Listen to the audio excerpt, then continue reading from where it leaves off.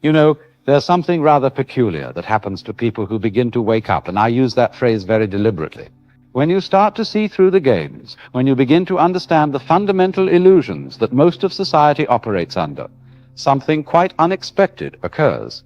You find yourself in a rather lonely position. And this, my friends, is what I want to talk about today, the danger of outgrowing everyone around you. Now, at first glance, this sounds like rather an arrogant thing to discuss, doesn't it? Outgrowing people, as if you've become superior, as if you've climbed some ladder and left everyone else behind in the dust. But that's not what I'm talking about at all. What I'm describing is something far more subtle and, frankly, far more troubling.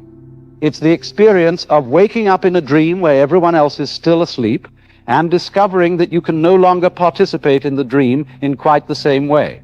Imagine, if you will, that you've been playing a game your entire life. Let's say it's a game like Monopoly, and you've been playing it with tremendous seriousness, buying properties, building hotels, desperately trying to avoid bankruptcy. You've invested everything in this game. Your identity, your sense of worth, your relationships, all wrapped up in whether you're winning or losing at Monopoly. And then one day, quite suddenly, you have this realization. It's just a game. The money isn't real. The properties are cardboard. The rules are arbitrary, and the whole thing is fundamentally meaningless except for the meaning you've been giving it. Now, here's where it gets interesting. You look around the table, and everyone else is still playing with absolute seriousness. They're sweating, arguing, celebrating, commiserating, completely absorbed in the game. And you can't unsee what you've seen. You can't go back to taking it seriously in the way you once did. You might continue to play after all. What else are you going to do? But there's a quality of lightness, of irony, of detachment that wasn't there before. This is what happens when you begin to wake up philosophically and spiritually. You start to see that most of what people worry about, most of what drives them, most of what they identify with, it's the Monopoly game. It's the agreed-upon fiction that we're all participating in. And the moment you see through it, you become something of an outsider. The danger I'm speaking of isn't that you'll become arrogant or superior, though that is certainly a risk, and we'll come to that. The deeper danger is a kind of existential loneliness, a sense of being fundamentally out of step with the people around you, even the people you love. Because when your framework for understanding reality shifts, when the things that matter to you change, when you can no longer get excited about the things that excite others or worried about the things that worry them, a gap opens up, and that gap can feel like a chasm. Let me tell you what this looks like in practice. You go to a dinner party. People are discussing their careers with great intensity, promotions, office politics, who said what to whom. And you're sitting there thinking, but don't you see, you're trading the hours of your life, the irreplaceable moments of your existence, for symbols in a bank account, for status in a hierarchy that's completely made up. But you don't say this because you know it would sound either pompous or mad. So you nod and smile, and perhaps contribute some pleasantry, but inside there's this growing sense of disconnection. Or perhaps your friends are consumed with worry about their social media presence, how many likes they got, what image they're projecting, how they compare to others, and you want to shake them and say, you're hypnotizing yourself, you're creating a prison of your own making. But again, you don't, because you know it won't help. They're not ready to hear it. They're still in the game, and you're trying to tell them it's a game, which from inside the game sounds absolutely nonsensical. This is the predicament. You haven't necessarily become better than anyone else. In fact, you may have simply traded one set of illusions for another, more subtle set. But you have changed. Your center of gravity has shifted. And the conversations, the concerns, the dramas that once animated your life now feel strangely hollow. Now, here's where we must be very, very careful. Because there's a tremendous temptation when you find yourself in this position to conclude that you are somehow special, that you've got it, and everyone else is blind. This is the trap of spiritual pride, and it's perhaps the most insidious trap of all. Because the moment you think you've transcended the ego has simply found a more sophisticated way to assert itself. Look at me, it says, I'm so spiritual, so awakened, so beyond all these petty concerns, and in that very moment you've fallen back into exactly the same trap you thought you'd escaped, only now it's worse, because it's disguised as wisdom. The truth is far more humbling. Everyone is exactly where they need to be. The people still playing the game with utter seriousness are no more wrong than you are right. They're simply at a different point in the dance. And who's to say that your realization, your awakening, is even a step forward? Perhaps it's simply a step sideways. Perhaps the person absorbed in their career is experiencing something you've forgotten how to experience. A certain kind of commitment, a passionate engagement with life, even if that engagement is with something ultimately ephemeral. You see, the real wisdom isn't in transcending the game. It's in understanding that transcending the game is itself just another move in the game. It's games all the way down, my friends. Or to put it differently, it's all the divine play, the Leela, the cosmic drama in which the universe pretends to be separate things in order to have the experience of relationship, of conflict, of reunion. But understanding this intellectually and living with the experiential reality of outgrowing your social world are two very different things. The loneliness is real. The sense of alienation is real. You can philosophize about it all you want, but when you're lying in bed at night, feeling fundamentally disconnected from everyone you know, the philosophy doesn't necessarily help very much. So what do? How do you live with this? Well, first of all, you have to resist the temptation to become a missionary. One of the most common mistakes people make when they have some kind of awakening is they immediately want to go out and wake everyone else up. They become preachy, insufferable. They can't have a conversation without trying to enlighten people. And this, of course, accomplishes nothing except to alienate people even further. You cannot drag someone into a realization. You cannot argue someone into awareness. The more you push, the more they'll resist, because you're essentially invalidating their entire framework for making sense of the world. The Buddha understood this. He didn't go around telling everyone they were idiots for being attached. He waited. He spoke when people were ready to listen. He taught through questions and stories, not through lectures. And even then, he acknowledged that some people simply weren't ready, and that was perfectly fine. So the first thing is, let people be where they are. Love them there. Participate in their world to whatever degree you can authentically do so. Don't withdraw into some tower of spiritual isolation, looking down on the unenlightened masses. That's not wisdom. That's just loneliness, dressed up as superiority. But second, and this is crucial, you must find your tribe. You must seek out the others who have had similar realizations, who are asking similar questions, who are living with similar struggles, because the isolation of awakening is not meant to be permanent. It's a transition, a liminal space between one way of being and another. And while you're in that space, you need companions. Not followers, not disciples, not people you can lecture, but fellow travelers who understand the territory because they've been walking through it themselves.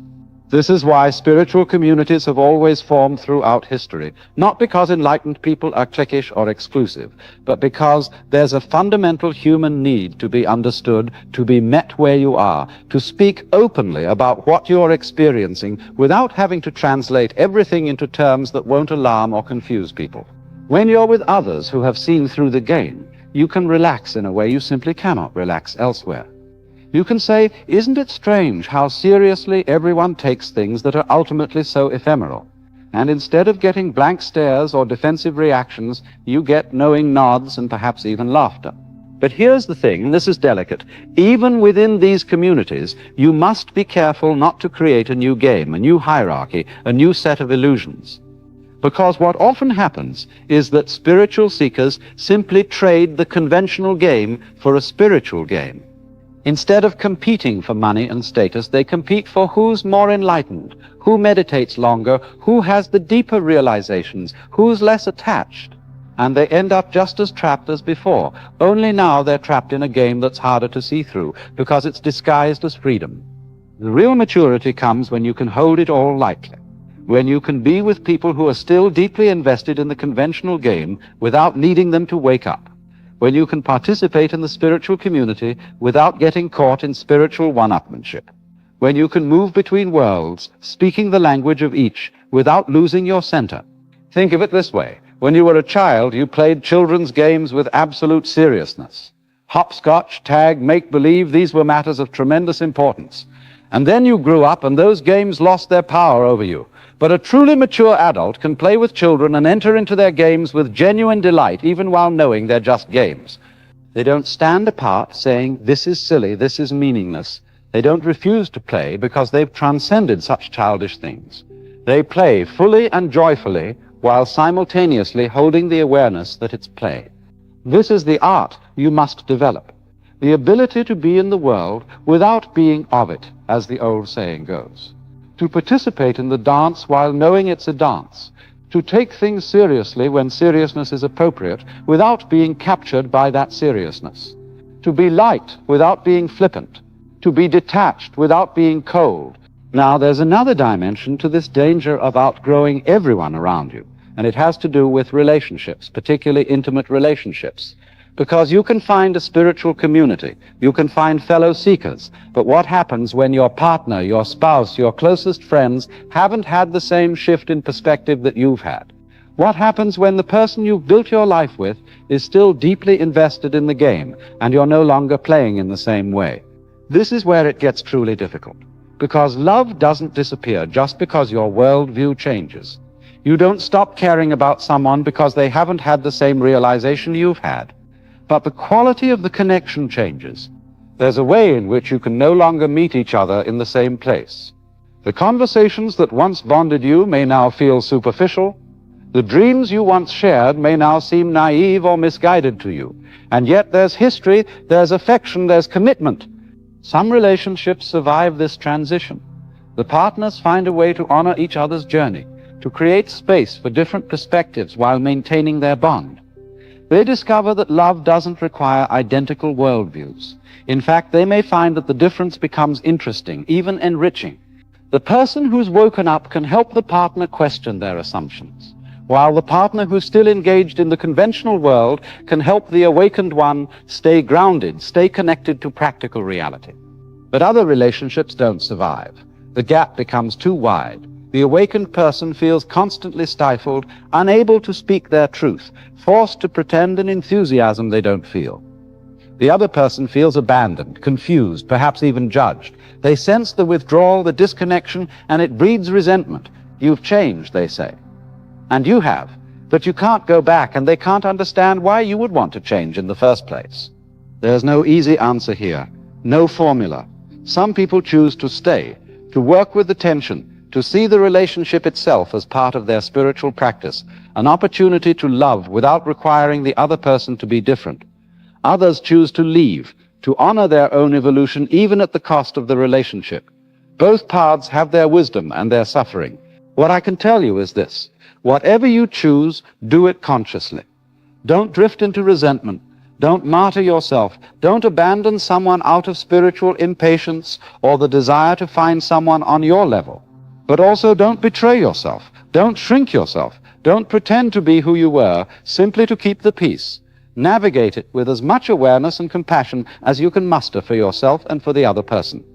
Because here's the ultimate truth about outgrowing people: you haven't really outgrown them at all. You've simply changed the lens through which you see reality. And from a wider perspective, from the view of the totality, no one is ahead or behind. We're all the universe experiencing itself in different forms at different frequencies. The person completely absorbed in their career ambitions is the universe playing that game. You, with your philosophical detachment, are the universe playing this game. Neither is superior. Both are necessary movements in the cosmic dance. The danger, then, isn't really that you'll outgrow everyone. The danger is that you'll think you have, and in thinking so, you'll cut yourself off from the very humanity you're trying to understand. You'll create an artificial separation between the awakened you and the unawakened them. And in that separation, you'll lose something precious, the understanding that we're all in this together, that every level of consciousness is part of the whole, that the game players and the game observers are both needed. The mystics throughout history have understood this.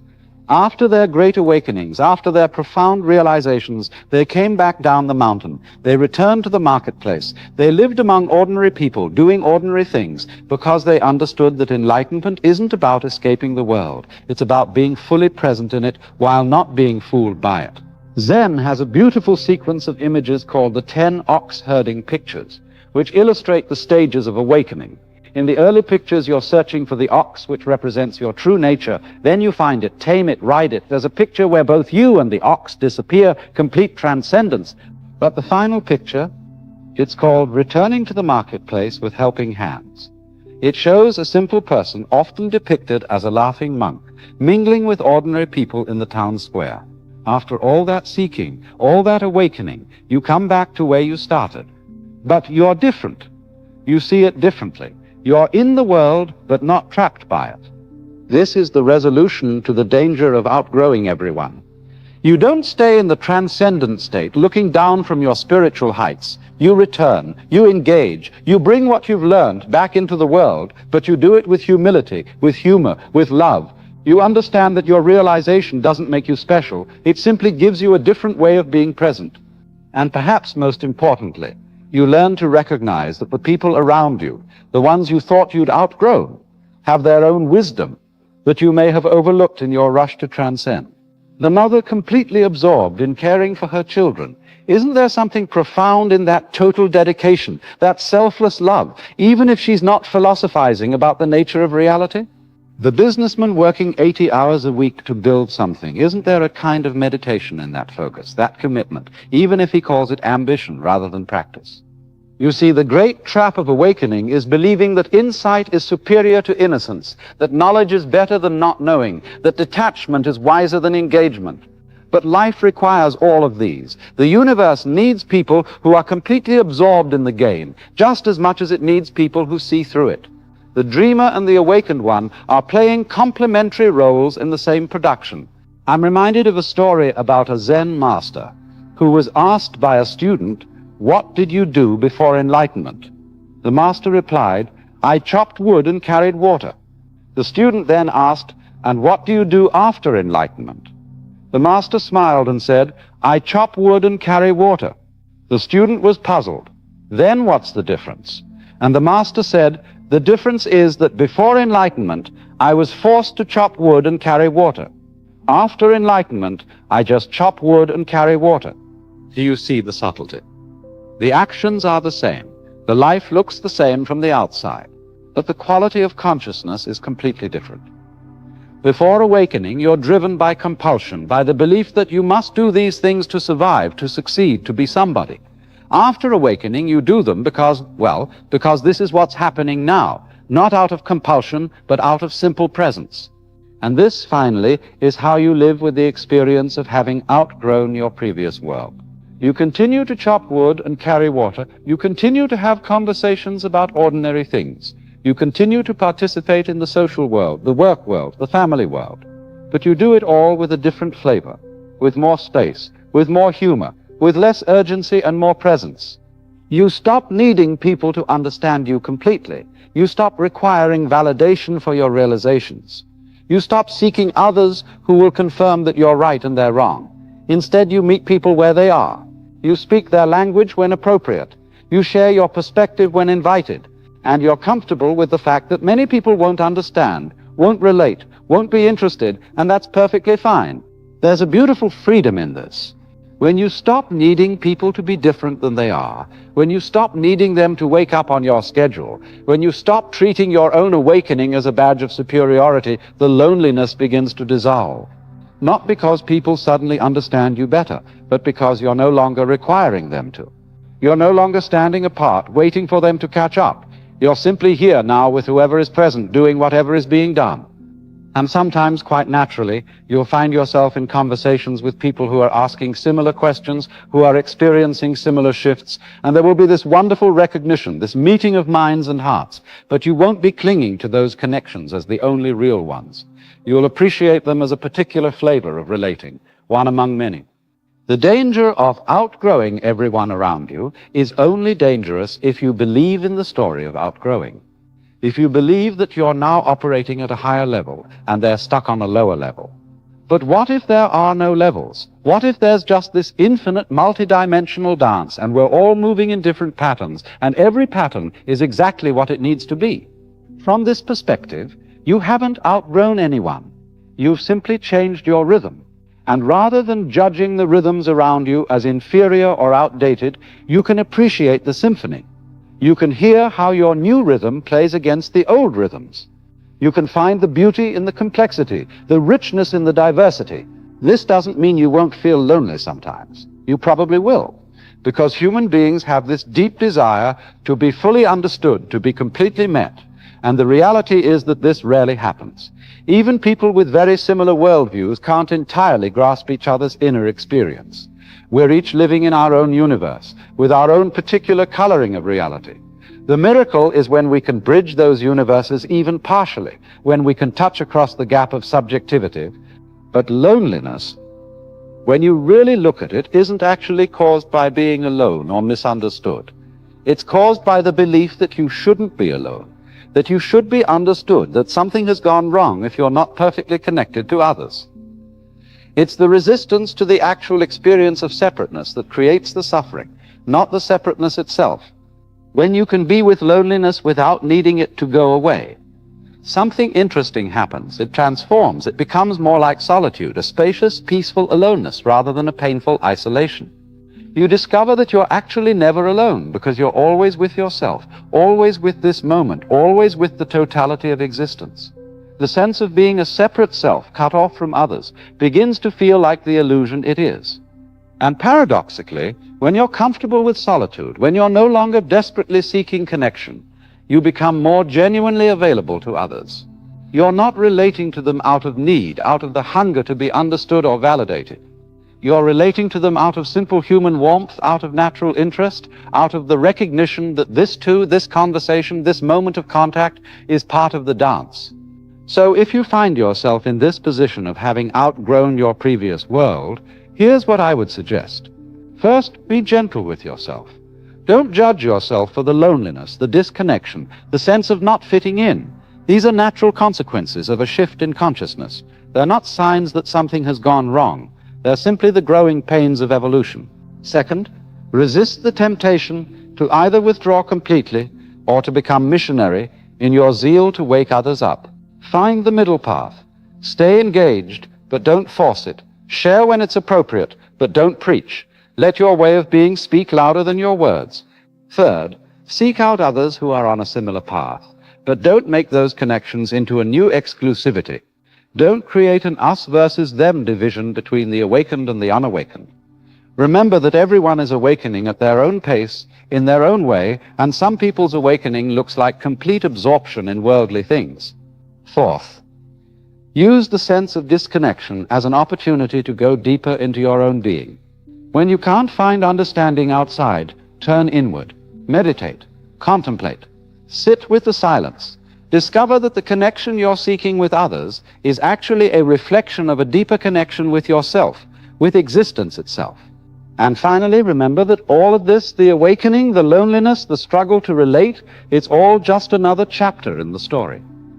It's not the end point. You haven't arrived. You've simply moved to a different place in the journey.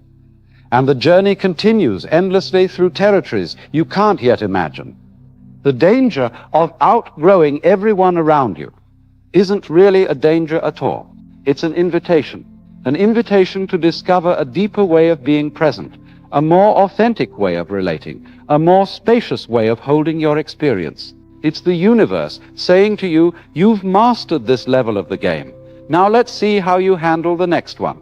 And the next level is always the same. How can you be true to your own realization while remaining open, loving, and connected to those who haven't had that realization?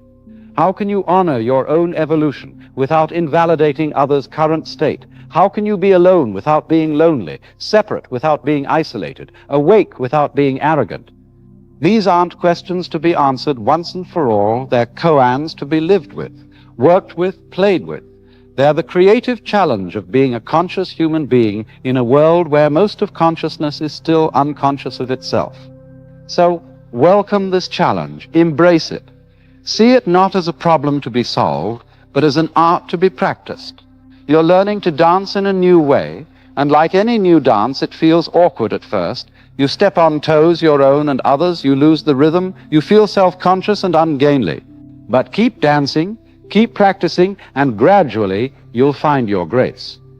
You'll discover how to move in the world with both groundedness and lightness.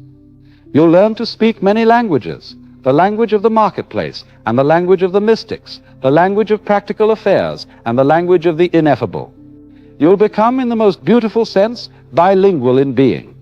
And perhaps in time, you'll realize that you haven't outgrown anyone at all, You've simply grown into a larger version of yourself, one that has room for all the different levels of existence, all the different ways of being human. You've become more inclusive rather than more exclusive, more embracing rather than more separate.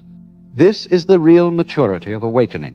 Not standing apart from the world in transcendent isolation, but diving back into it with renewed wonder, seeing the divine play in all its forms, including the forms that don't recognize themselves as divine, including the people who are still completely identified with their roles, their stories, their games, because in the end we're all playing our parts perfectly. The sleeper and the awakened one, the seeker and the finder, the lost and the found, all necessary movements in the cosmic dance. And when you truly see this, the loneliness dissolves into something much vaster, a sense of profound connection to everything exactly as it is. You are the universe, pretending to be a separate person, pretending to wake up, pretending to feel lonely, pretending to seek connection. And it's all perfect. It's all the game playing itself. And you can relax into that.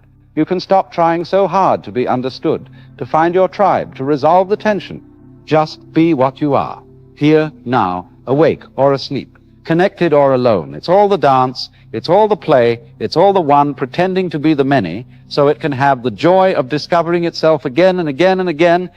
And when you truly understand this, not intellectually, but in your bones, you'll find that you never outgrew anyone. You simply grew. And in growing, you made more room for everyone, exactly as they are. There's a great cosmic joke being played on anyone who seriously pursues the spiritual life. And the joke is this: what you thought you were looking for is not what you actually find. You thought you were looking for happiness, for peace, for some kind of permanent vacation from the troubles of being human. But what you actually stumble into is reality. Raw, unfiltered, utterly honest reality. And reality, as it turns out, is not always pleasant. It's true, yes. It's real, certainly. But pleasant? That's another matter entirely. The strange thing is, once you've tasted this reality, once you've seen behind the curtain, you wouldn't trade it for all the comfortable illusions in the world, even though it hurts. You see, spiritual awakening is not what we've been sold in the marketplace of popular ideas. It's not a perpetual state of bliss, not a permanent vacation from the difficulties of existence. It's actually quite the opposite. It's as if you've been given a pair of glasses that allow you to see what was always there, but that everyone else has agreed not to notice. And once you put those glasses on, you cannot simply take them off when the view becomes uncomfortable. This is the great cosmic joke of awakening. You've become like someone who has developed perfect pitch in a world where everyone else is tone deaf. The discord that was always there now rings in your ears with perfect clarity. Let me share with you 7 pains that accompany this awakening.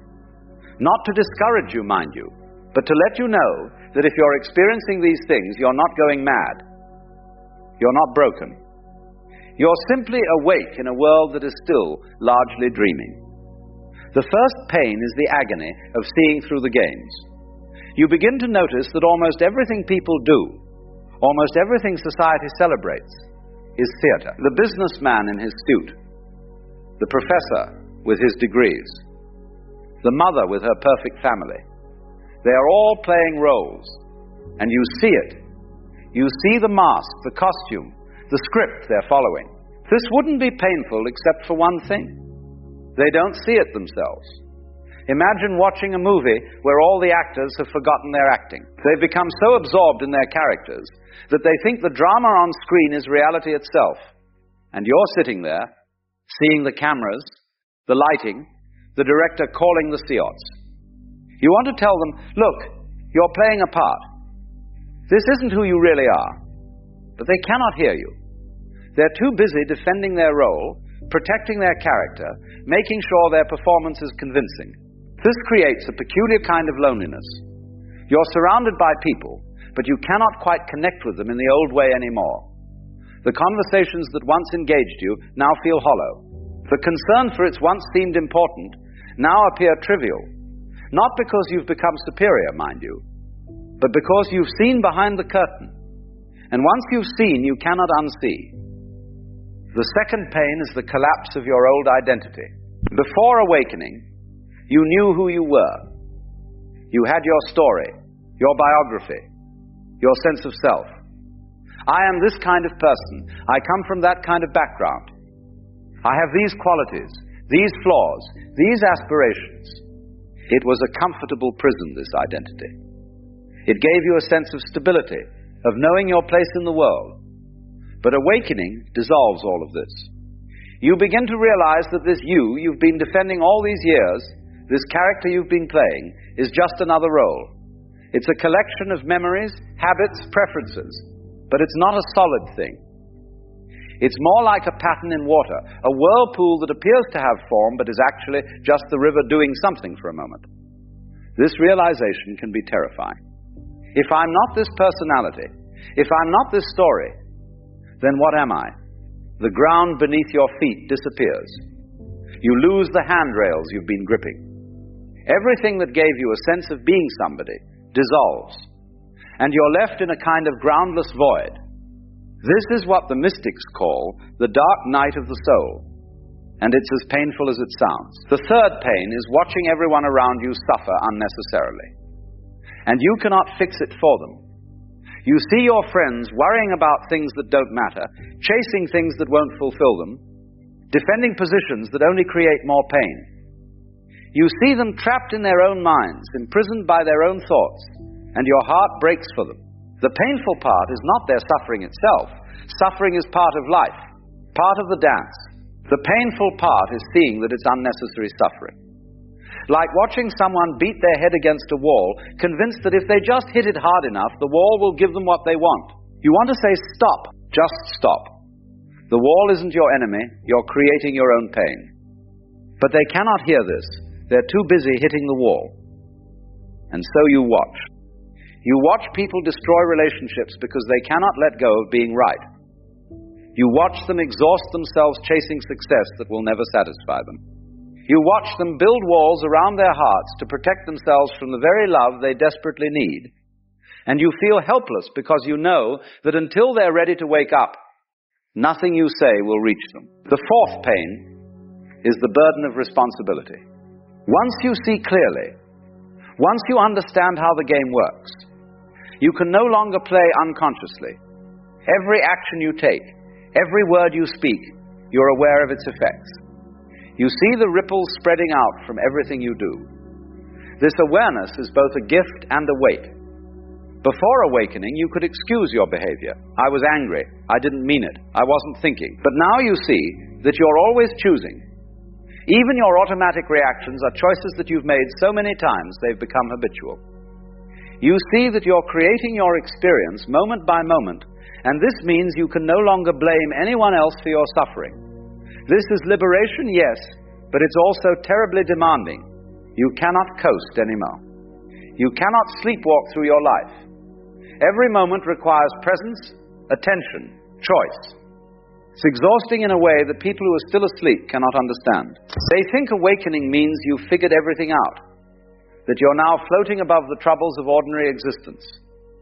But actually, you're more present to those troubles than ever before. You just relate to them differently. The fifth pain is the death of your dreams. Not all your dreams, mind you, but the dreams that were built on illusion. The dream of becoming somebody special, of finally arriving at a place where you'll be complete, of achieving something that will make you worthy. These dreams, which have driven you for so long, begin to crumble. You see that the self that wants to become enlightened is the very obstacle to enlightenment. The one who wants to be special is the one who feels ordinary. The seeker is creating the sense of something missing. It's like a dog chasing its own tail. The chase itself creates the distance. This is painful because these dreams gave your life direction. They were your North Star, your reason for getting up in the morning. And now they're revealed as fantasies, games you were playing with yourself. What do you do when the very structure of your motivation collapses? When the question, what's it all for, no longer has an answer that satisfies you. The sixth pain is the collapse of certainty. Before awakening, you might have been certain about many things. This is right, that is wrong. This is true, that is false. Life is this way, not that way. These certainties gave you solid ground to stand on. They made you feel safe, confident, oriented. But awakening reveals that reality is far more fluid, far more mysterious than your concepts about it. The more you see, the less you can honestly say you know. The great mystics and sages always speak with a kind of humility, a recognition that reality is ultimately beyond all our categories and labels. This is not false modesty. It's honest acknowledgement of the vastness of what is.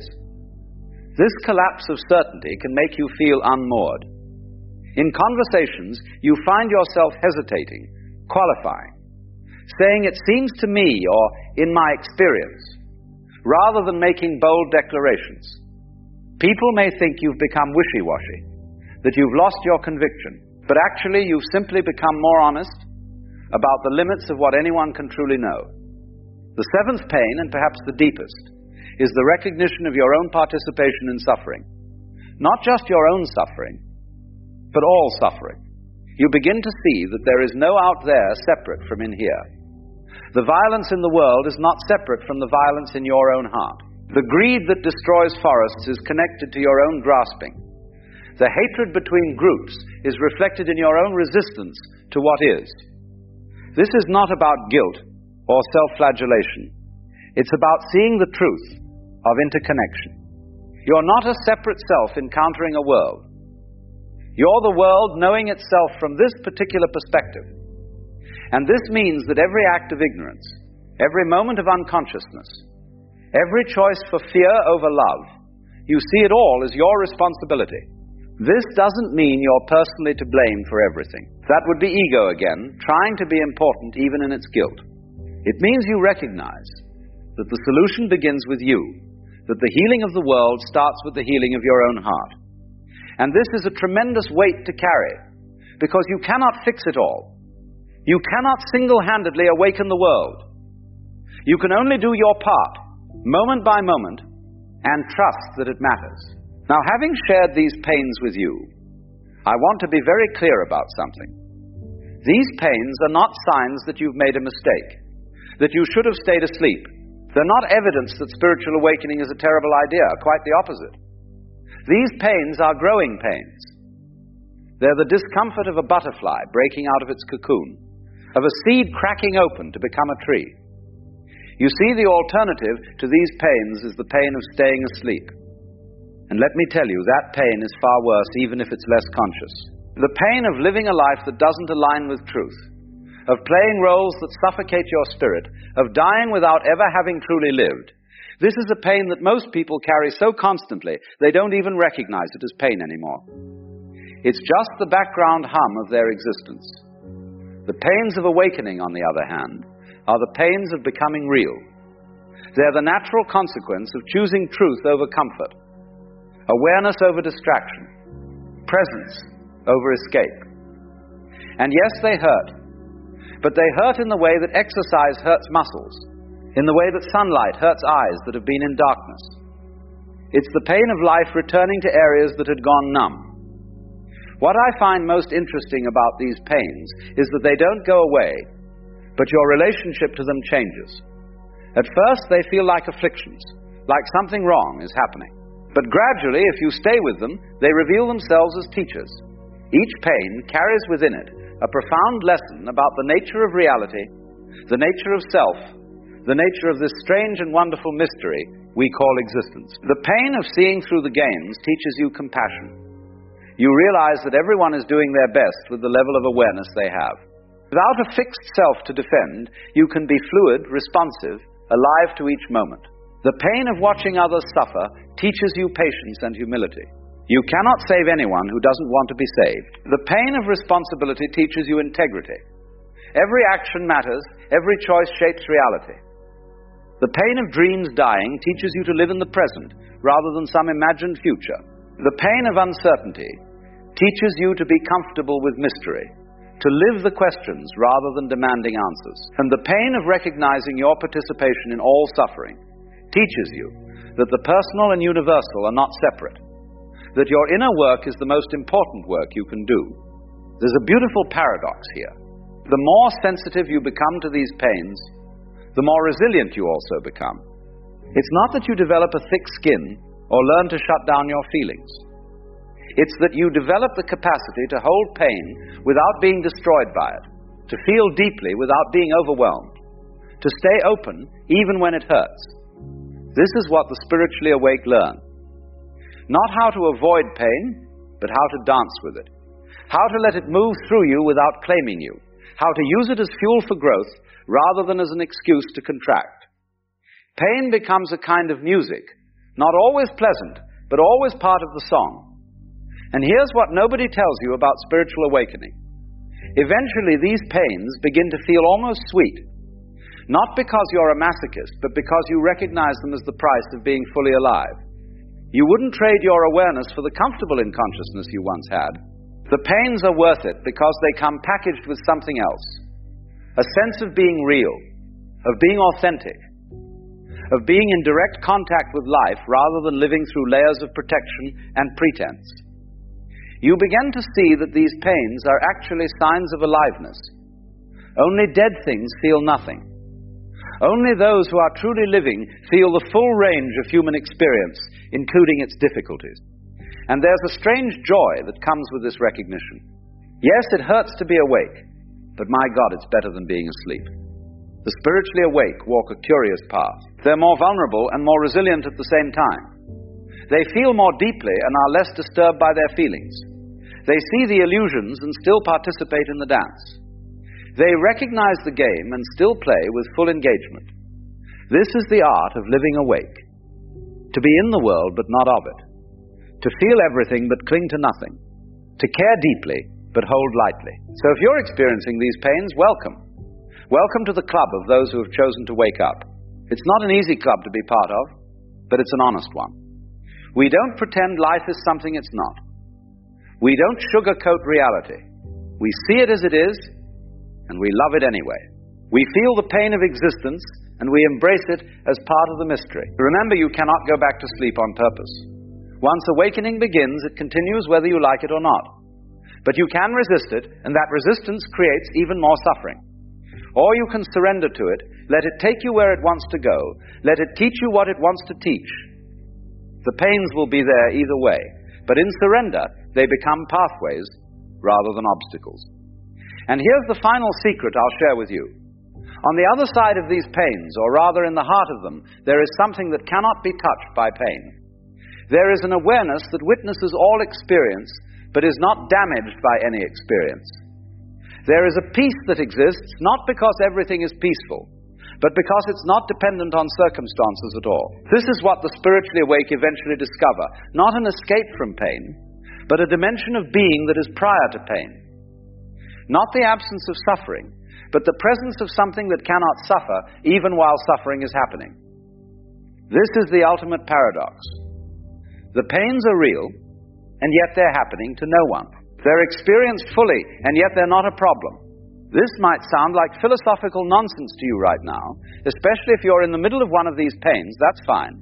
You'll understand it when you understand it. For now, just know that what you're experiencing is natural, that it's part of the path, that countless others have walked this way before you. The spiritually awake are not superhuman. They're simply awake. And being awake means feeling everything, seeing everything, being present to the full catastrophe of human existence.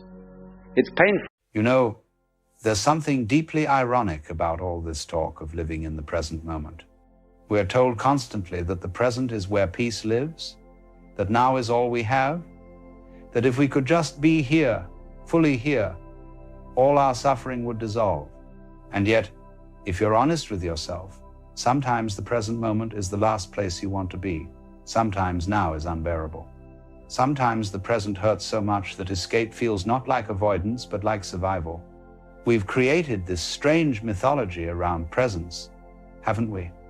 The idea that enlightened people, awakened people, conscious people, they simply rest in the now and everything is beautiful.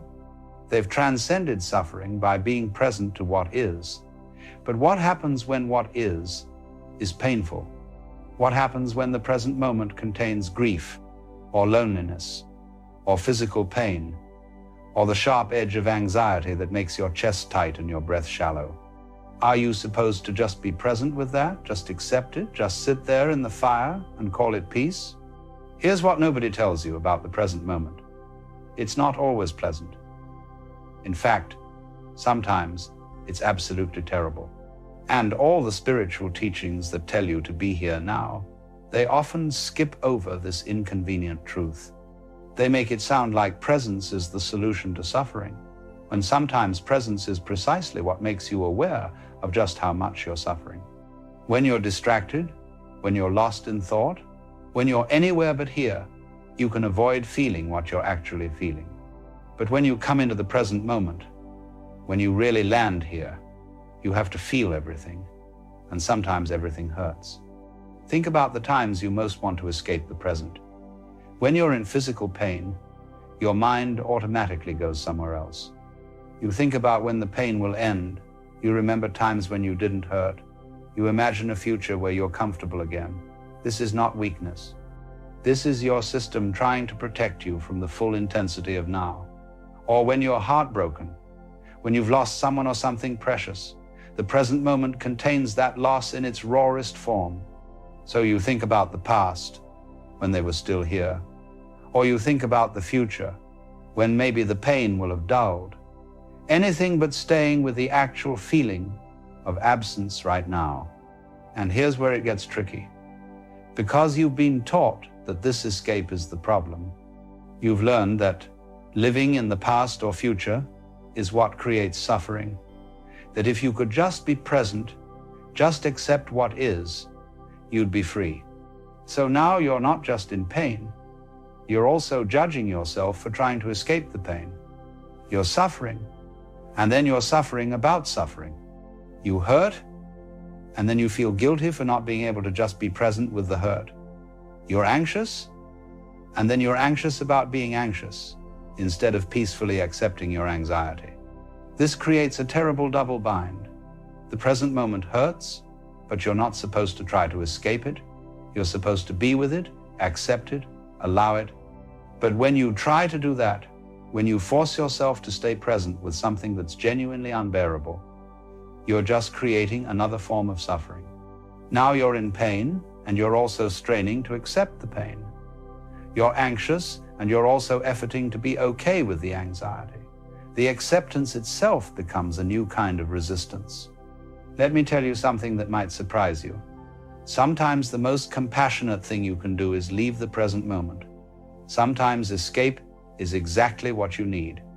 Not as a permanent strategy, not as a way of life, but in acute moments of overwhelm, sometimes thinking about something else, going somewhere else in your mind, distracting yourself. This isn't spiritual failure. It's intelligent self-regulation. It's your system knowing that you can only handle so much intensity at once. But here's the paradox, and this is important. The reason the present moment can hurt so much is precisely because you're resisting it while simultaneously trying to be present with it. You're here, but you don't want to be here. You're feeling what you're feeling, but you wish you weren't feeling it. So you're split. Part of you is in the experience. Part of you is fighting the experience. And that fight is what makes it unbearable. The pain itself might be intense, but the struggle with the pain, that's what creates the real suffering. Think about physical pain for a moment. When you resist it, when you tense up around it, when you fight it, it intensifies. But when you breathe into it, when you soften around it, when you stop adding the layer of this shouldn't be happening, something shifts.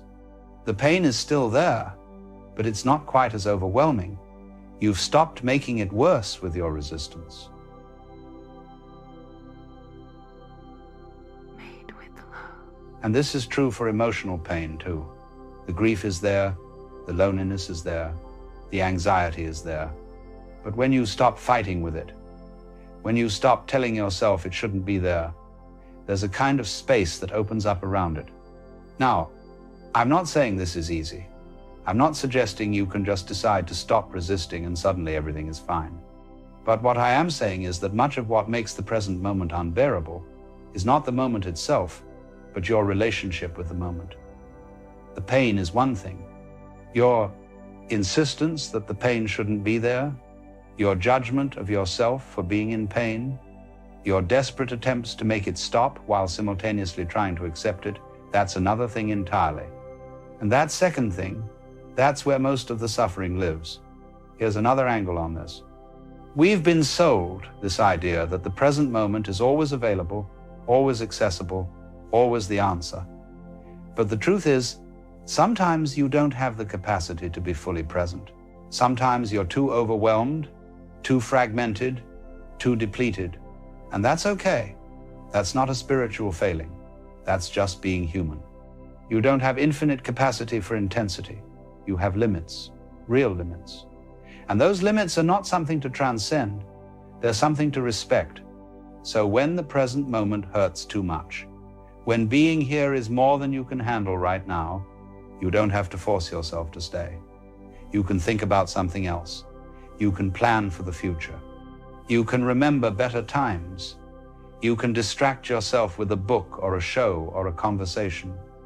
And none of this means you're avoiding life or failing at presence. It means you're taking care of yourself in the only way available to you right now. It means you're being kind to yourself instead of forcing yourself to be some idealized version of spiritual maturity that can accept absolutely anything without flinching. But, and this is crucial, there's a difference between intelligent temporary escape and chronic avoidance. There's a difference between saying, this is too much right now, I need a break, and building your entire life around never feeling anything uncomfortable. The first is self-compassion. The second is a prison. Because here's the thing about always escaping the present moment. Eventually, you're not living your life anymore. You're living in your head, in your plans, in your memories, in your distractions. And life, actual life, is happening now. Not in some peaceful moment in the future when everything will be easier. Not in some remembered moment when things were better. Now, this, even when it hurts. So what do you do when the present moment hurts? What do you do when now is the last place you want to be, but you also know that escape isn't a long-term solution? Well, here's where we need to look more carefully at what we mean by the present moment.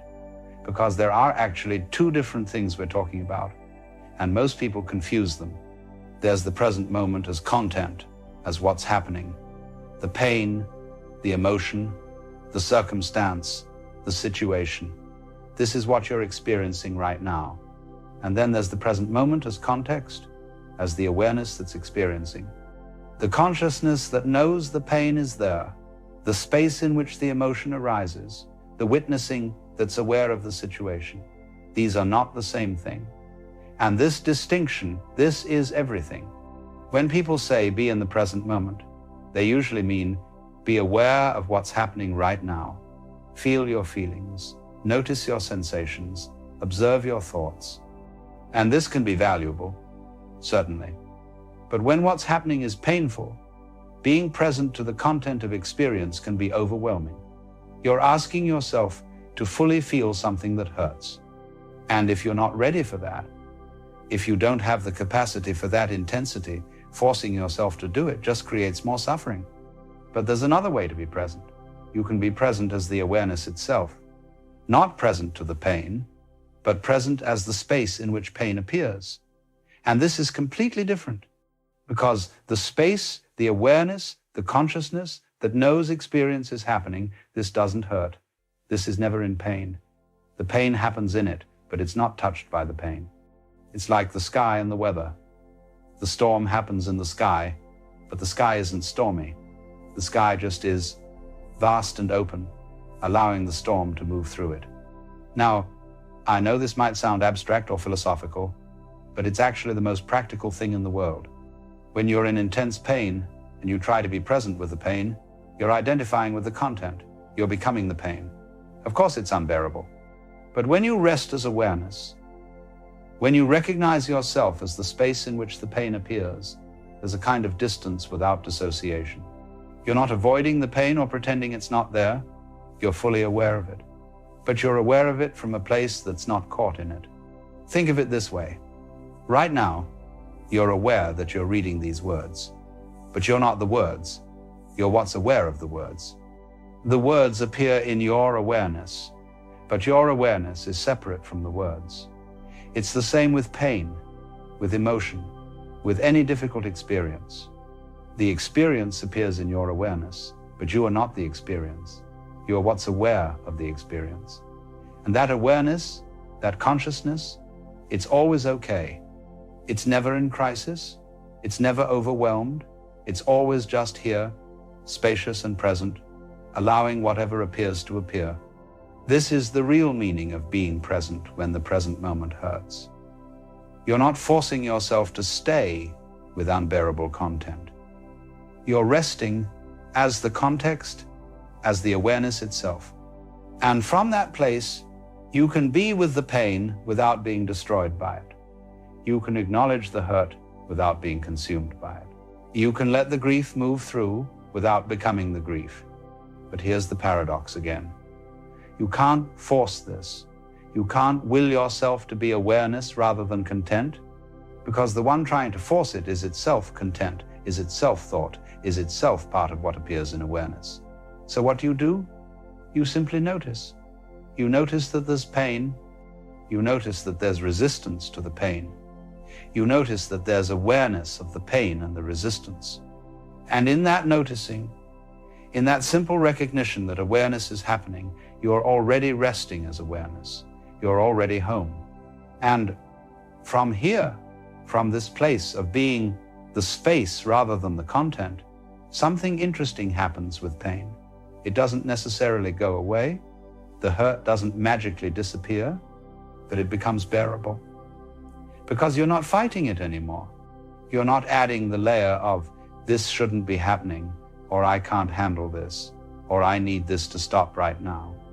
You're just letting it be what it is. And in that allowing, in that radical acceptance that comes not from effort but from recognition of what you are, the intensity softens. This is why meditation practices often work with pain. Not because they make you tough enough to endure anything, but because they show you that you're not what hurts. The body hurts.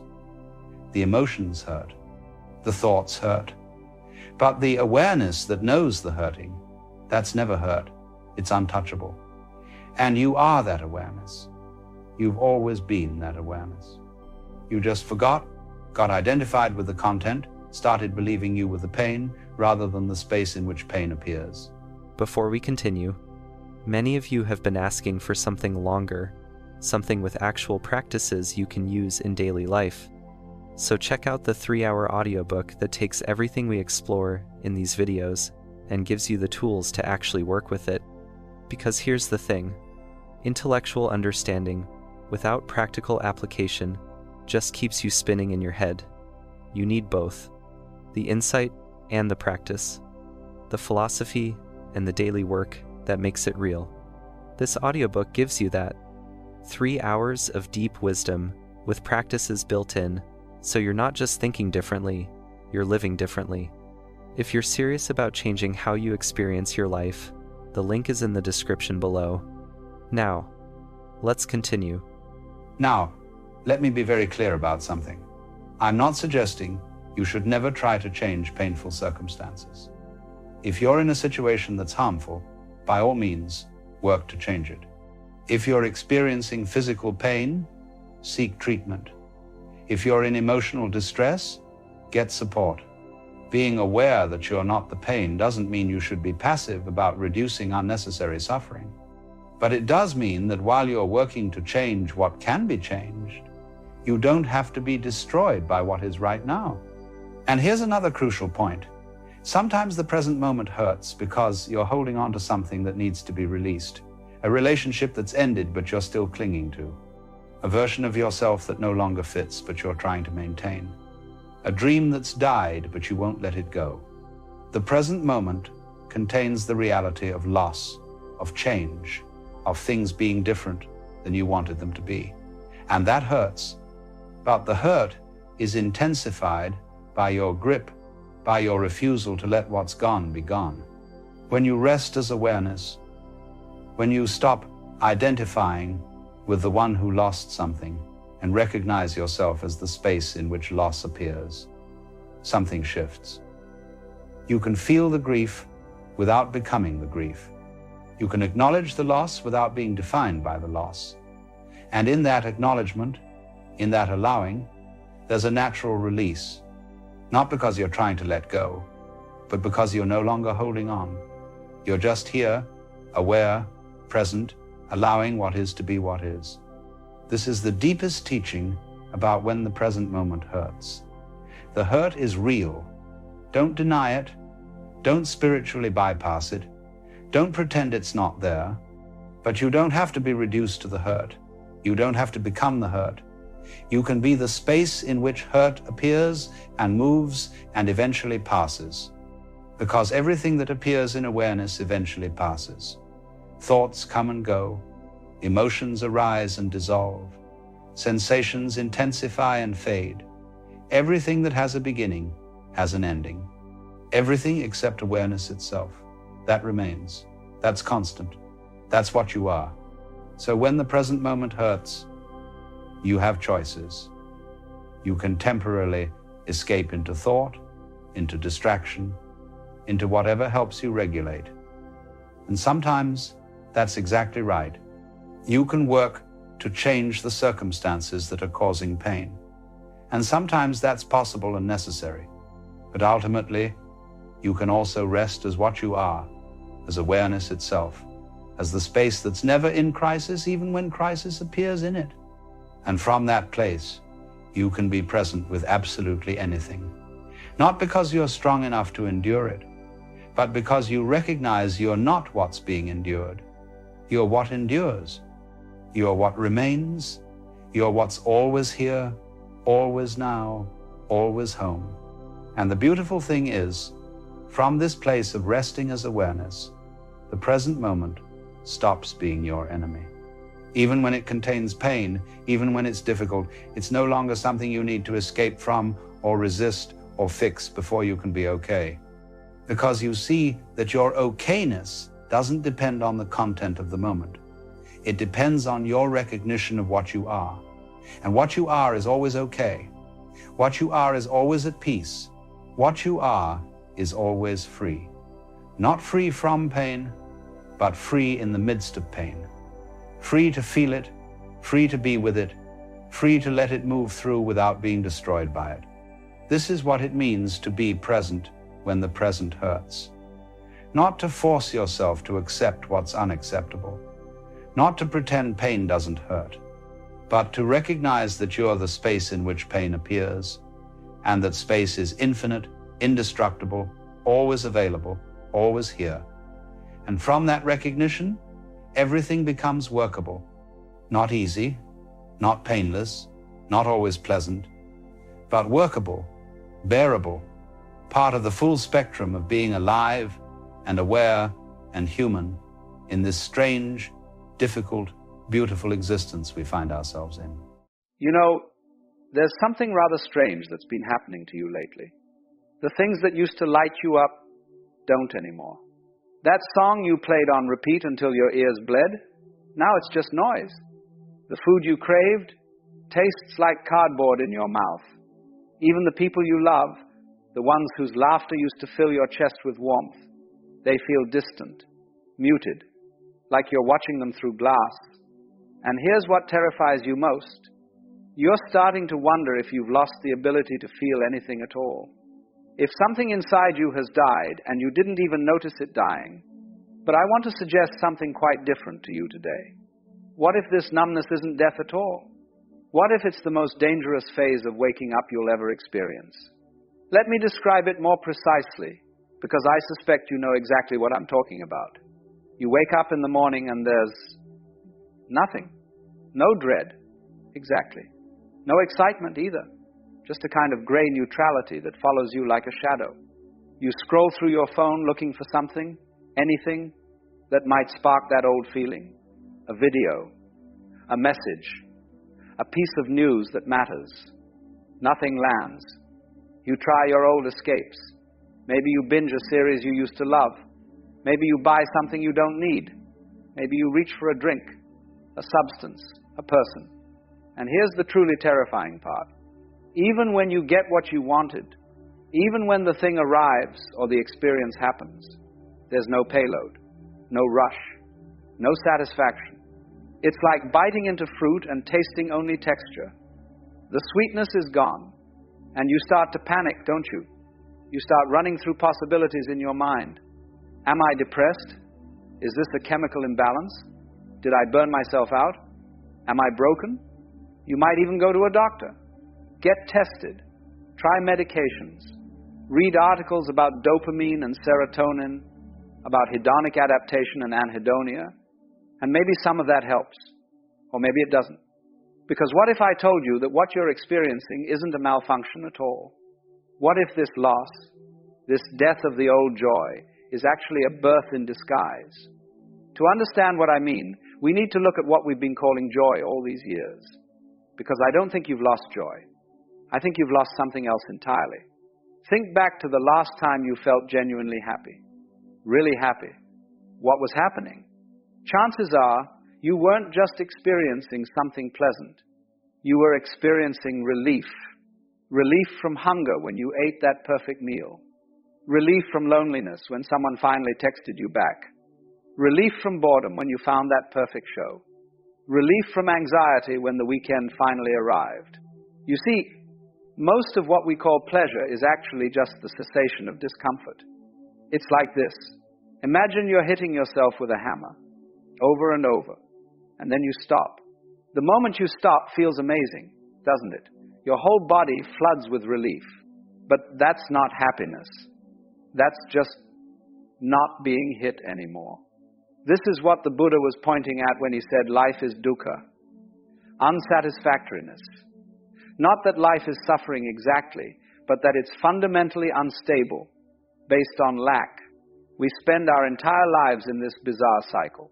Create a problem, solve the problem, feel good for a moment, create another problem. Make yourself hungry so eating feels good. Make yourself lonely so connection feels good. Make yourself bored so entertainment feels good. We've become like addicts who need the withdrawal just to feel the high of the fix. And for most of your life, this worked. This game of scratching itches you created yourself, it was enough. It felt like living. But then something shifted. Maybe it happened slowly. Maybe it happened all at once. But at some point, your consciousness saw through the trick. It's like when you learn how a magic trick works. Once you see the wires, the mirrors, the sleight of hand, you can't unsee them. The magic is broken forever.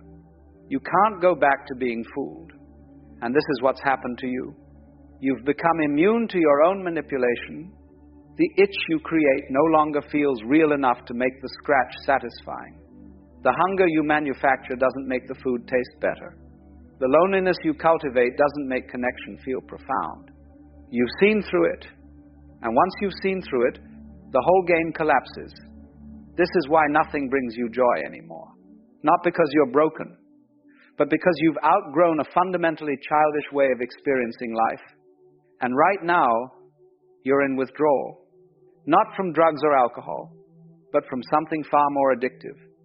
You're in withdrawal from experience itself, from the constant stimulation, the peaks and valleys, the drama of your own creation. You're a thrill addict who's been cut off from the supply. And like any addict in withdrawal, you feel like you're dying. You feel hollow, empty, like a ghost walking through a world that's lost its color. You look at people around you who still seem to be enjoying things, and you feel envious, confused. Why can they still feel and I can't? But they're not more alive than you. They're just still asleep, still willing to believe in the game, still able to get high on their own manufactured crises and resolutions. You can't anymore. I knew a woman once, let's call her Maya, who went through this exact thing. She was a musician. Her whole identity was built around the rush of performing, the high of applause, the intoxication of creating something beautiful. And then one day, she sat down at her piano and nothing. No inspiration, no joy, no connection to the instrument that had been her voice for 20 years. She thought she was finished, thought her gift had been taken away. What she didn't realize was that her gift wasn't music, Her gift was the silence underneath the music, and she was finally becoming quiet enough to hear it. But I'm getting ahead of myself, because before you can hear the silence, you have to survive the absence of noise. And I know this feels like death. I know it feels like something precious has been taken from you. But stay with me here, because this is where it gets interesting. Imagine you've spent your entire life in a dimly lit room, a room lit only by candles. And you've been fascinated by the shadows these candles cast on the walls, the dancing shapes, the flickering movements. You've spent years watching these shadows, finding meaning in them, being entertained by them, occasionally frightened by them. They've been your whole world. And then one day, someone opens a window, and sunlight, real sunlight, floods into the room. What happens to the shadows? They vanish. Not because the light went out, but because the light became too bright. The candles are still burning, but you can't see their shadows anymore. They're overwhelmed by something infinitely more luminous. And here's the thing. For the first few moments after that window opens, you might actually think you've gone blind. Because your eyes, so accustomed to the dimness, to the subtle variations of shadow, can't yet process this much light. It's too much, too bright, too intense. So it looks like nothing, like emptiness, like a blank, washed out void. This is where you are right now. The window has opened, the light has come in, and your perception, still calibrated for shadows and candlelight, can't yet see what's here. So it feels like nothing, like absence, like loss. But it's not absence. It's presence so complete, so full, that your current way of seeing can't comprehend it yet. You're not depressed. You're not broken. You're being recalibrated. And the worst thing you can do right now, the absolute worst thing, is try to go back. Try to close the window. Try to relight the candles. Try to manufacture shadows again. I've watched people do this. When the old pleasures stop working, they panic and they try to force it. They seek more extreme experiences, louder music, stronger substances, more dangerous thrills. They jump from relationship to relationship, hobby to hobby, belief system to belief system, desperately trying to feel something, anything. And all this does is delay the inevitable, because you can't go back to sleep once you've woken up. You can pretend. You can exhaust yourself trying. But the innocence is gone. So what do you do instead? Here's what nobody tells you. You stop trying. You stop trying to feel joy. You stop trying to get back what you've lost. You stop trying to fix yourself, because there's nothing to fix. You're like a caterpillar that's dissolved into liquid inside a cocoon, wondering why it can't walk anymore, why it can't eat leaves, why everything that used to define it is gone. You're not a caterpillar anymore, but you're not yet a butterfly. You're just soup, formless, undefined, in between. And this is unbearable for the mind, isn't it? Because the mind wants to know what it is, wants to have an identity, wants to be something. But you're not something right now. You're nothing becoming everything. You have to give up, you see. Not give up on life. Give up on trying. You have to stop trying to feel joy the way you stopped trying to catch smoke. Stop trying to get back to how things were. You understand? There is no back. There's only this formless moment, this soup you've become. And the more you thrash around trying to be something recognizable, the longer you stay liquid. And if you can just be with this, if you can stop fighting it, stop trying to resurrect the corpse of your old way of being, something new emerges. Not the old joy, something quieter, subtler, harder to describe. The old joy was like fireworks, loud, bright, impressive, but brief. This new thing, it's more like the sky itself. It's not an experience. It's the space in which experience happens. It's not a feeling. It's the awareness that feels. Do you see the difference? The old happiness required contrast, required things to be good or bad, pleasurable or painful, exciting or boring. It needed the hammer so it could feel the relief of stopping. But This doesn't need anything. It's already here, already complete. Whether you're eating a gourmet meal or stale bread, it's here. Whether you're in love or alone, it's here. Whether you're succeeding or failing, it's here. I once knew a man who spent his whole life chasing experiences.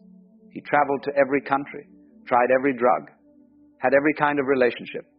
And then, one day, he just stopped. He sat in his garden, doing nothing, for hours at a time. His friends thought he'd given up, thought he was depressed. But when I asked him about it, he said something I've never forgotten. He said, I finally realized I was traveling around the world looking for my house, and then I noticed I was already standing in it. This is what happens on the other side of the emptiness. You stop looking for life and realize you are life. You stop searching for joy and discover you are the space in which joy and sorrow both arise and dissolve. You don't need things to be a certain way anymore. Not because you've given up or become numb, but because you've found something that doesn't depend on circumstances. A kind of okayness. Not happiness, exactly. Not bliss. Just okayness. Everything is fundamentally okay, even when it's not okay. Does that make sense? Probably not. Not yet. Because this isn't something you can understand intellectually. It's something you become. And you can't force it. You can't achieve it through effort. In fact, the more you try to get there, the further away you get. It's like trying to fall asleep. The harder you try, the more awake you become. Just be here. In the grayness, in the flatness, in the void. Without trying to escape it, without trying to fix it, without trying to understand it. Just sit in it like you'd sit in a waiting room. Not enjoying it, not suffering through it. Just waiting. And here's the paradox. The moment you stop trying to get somewhere else, the moment you stop resisting what is, you arrive not at some special state, not at some peak experience. You arrive at reality itself, unfiltered, unmediated, unadorned. And it's enough. It's more than enough. It's everything. See, you haven't lost joy. You've just become too big for the small pleasures that used to contain you. Like a child who grows too tall for their favorite hiding spot. The spot didn't disappear. You just don't fit in it anymore. And yes, that's sad in a way. There's a real grief in this. Grief for the simplicity of the old way, for the innocence that's been lost. But would you really want to go back? Would you really want to shrink yourself down just to fit into that small space again? Or would you rather grow into the vastness that's opening up before you? The choice is yours, of course. You can keep trying to light candles in the sunlight. You can keep manufacturing problems so you can feel the relief of solving them. You can keep chasing the ghost of a happiness that was never really happiness at all. Or you can sit here in this uncomfortable in-between and wait. Wait for your eyes to adjust to the light. Wait for a new way of seeing to emerge. Wait for the butterfly you're becoming to finish forming its wings. It won't look like you thought it would. It won't feel like you expected it to. But it will be real. More real than anything you've experienced before. And here's the final thing nobody tells you. The emptiness you're feeling right now, it's not empty. It never was. You've been calling it numbness, calling it depression, calling it death. But it's none of those things. It's just space. Space that was always there, hidden beneath the noise. Space that was always holding everything. The joy, the sorrow, the hunger, the satisfaction. You are that space. Not the things moving through it. Not the feelings coming and going. The space itself. And space doesn't need anything to be complete. It doesn't need to be filled. It doesn't need to be fixed. It just is. So when you ask, why doesn't anything bring me joy anymore? You know, there's something fascinating that happens to certain people, and if you've been paying attention to your own inner life, you might have noticed it happening to you. It's not something you can force, and it's certainly not something you can fake. It's more like a natural byproduct of seeing through certain illusions. that most people are still completely caught up in. We could call it having a high vibration, though I'm not particularly fond of that terminology because it makes it sound mystical or special, when really it's the most natural thing in the world. It's simply what happens when you stop operating from fear and confusion and start operating from a clearer understanding of what's actually going on. And when this shift occurs, 3 very unusual signs begin to show up in your life. Signs that other people might not understand, signs that might even make you seem strange or difficult to those who haven't experienced this shift themselves. The first sign, and perhaps the most noticeable one, is that you become effectively immune to nonsense. Now, let me be very precise about what I mean by this, because it's not what you might think. It's not that you become judgmental or superior or that you go around calling out everything you disagree with. That would actually be the opposite of what I'm talking about. No, what happens is much more subtle and much more profound. You develop this remarkable capacity to simply see through things. When someone is operating from ego, from insecurity, from the need to impress or manipulate or control, you just see it. Not in a harsh way, not in a way that makes you angry or defensive, but with a kind of clear, neutral recognition. It's like suddenly being able to see the strings on a puppet. The performance continues, but you're no longer fooled by it. You're no longer invested in pretending it's real. And this changes everything about how you move through the world. Most people are constantly being pulled into dramas, arguments, power struggles, emotional manipulation. They take the bait every single time because they can't see that it's bait. They think the issue is real, that the conflict matters, that they need to defend themselves or prove something or win the argument. But when you can see through it, when you recognize the game that's being played, you simply don't participate. Not because you're above it, but because you understand that engaging with nonsense only creates more nonsense. Think about how much energy most people spend on things that don't actually matter. Someone says something designed to provoke them, and they're provoked. Someone tries to make them feel guilty, and they feel guilty. Someone dangles status or approval in front of them, and they jump for it like a trained animal. But when you've reached a certain level of clarity, these tactics simply bounce off you. You see them for what they are, little psychological games that people play because they don't know any better, and you feel no need to play along. This doesn't mean you become cold or distant, or that you stop caring about people. In fact, the opposite is true. When you are not constantly being pulled into reactive patterns, when you're not defending your ego or trying to prove your worth, you actually become much more present, much more genuinely caring. You can be with people without getting tangled up in their dysfunction. You can offer real help instead of just participating in their drama. You can love them without enabling their confusion. But here's what's interesting.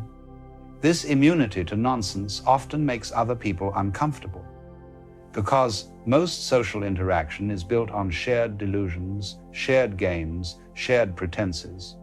When you stop playing along, when you refuse to take seriously the things that everyone else is taking seriously, people notice.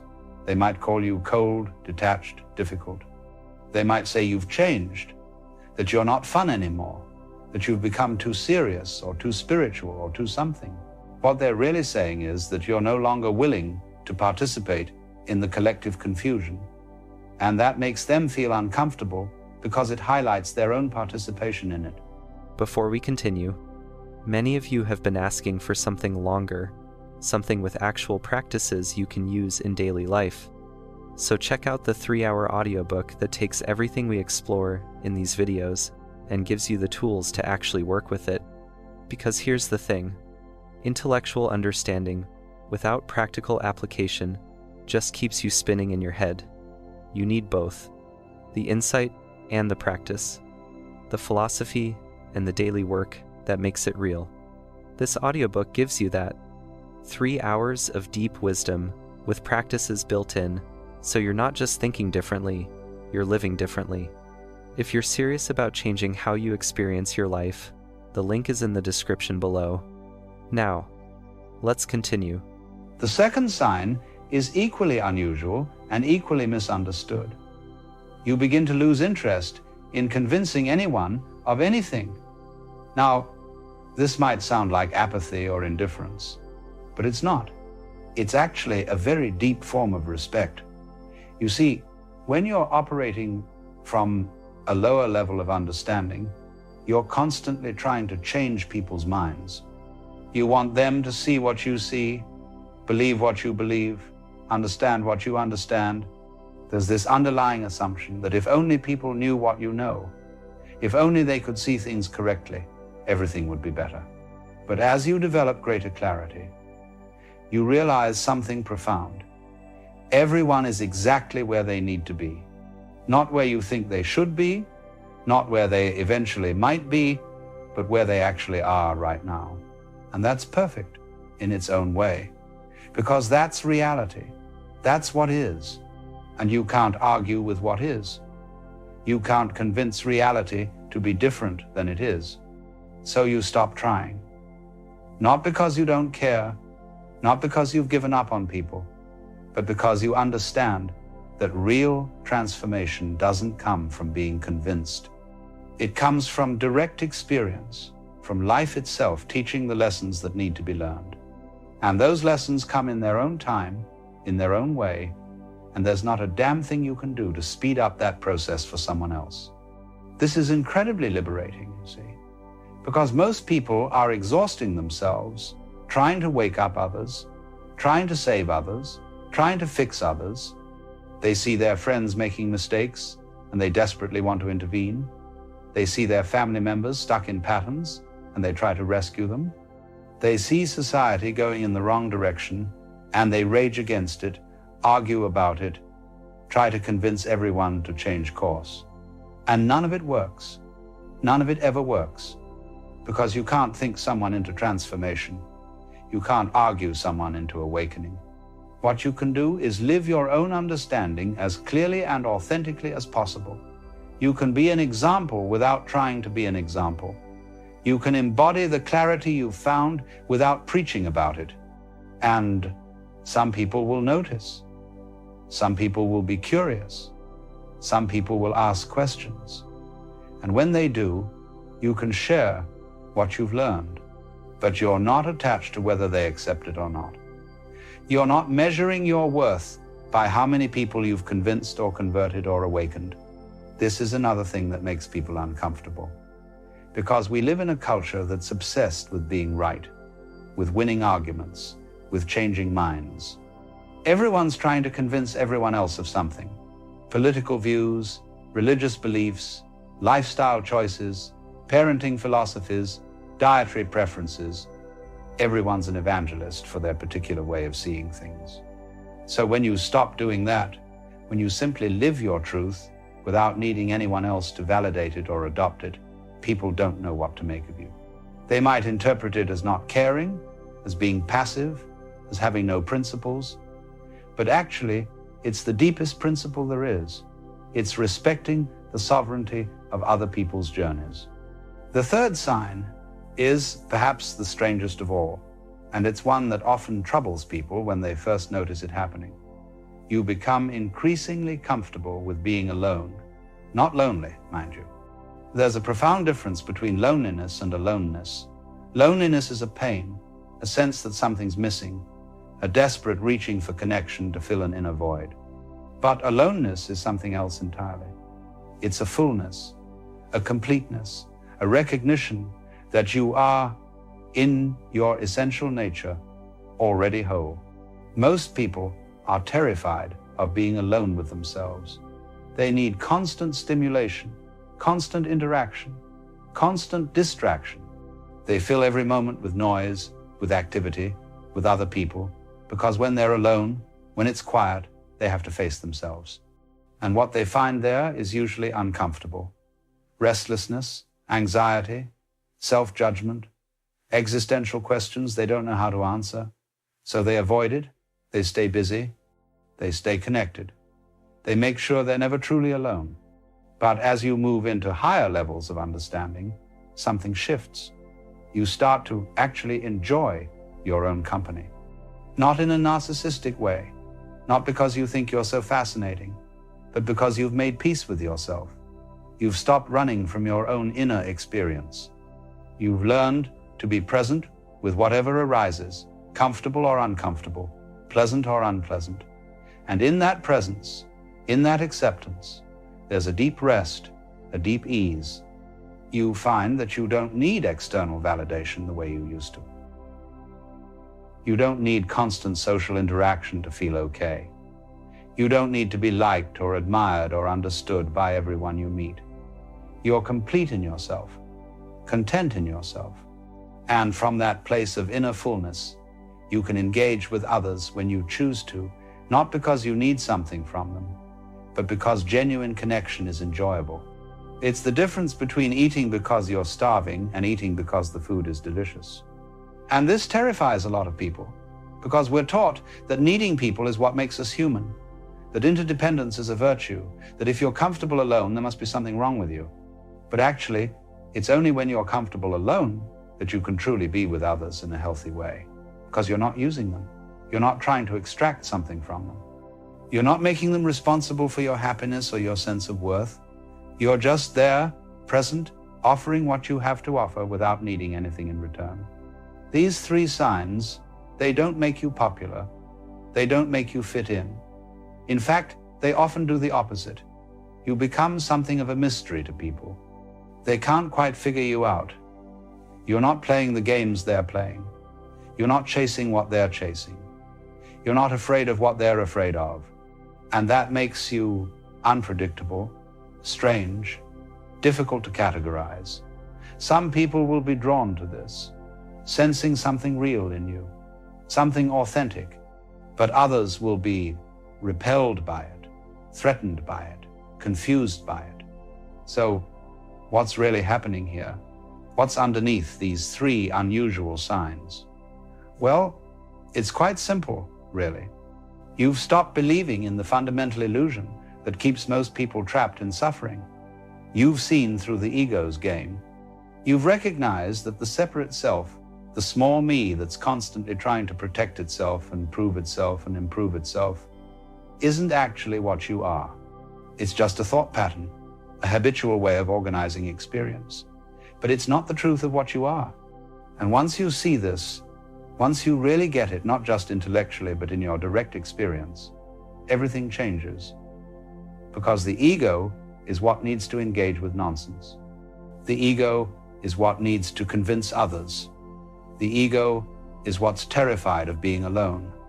Take away the ego's dominance, or rather see through it, and those needs simply fall away. Let me be clear about what I mean by ego here, because the word gets misused quite a bit. I'm not talking about self-confidence or self-esteem. I'm not suggesting you should have no sense of self or become some kind of blank passive entity. The ego I'm referring to is that constant mental commentary, that voice in your head that's always judging, comparing, defending, planning, worrying. It's the part of you that thinks you're separate from everything else, that believes you're a vulnerable entity in a threatening world, that's constantly trying to enhance its position and avoid anything that might diminish it.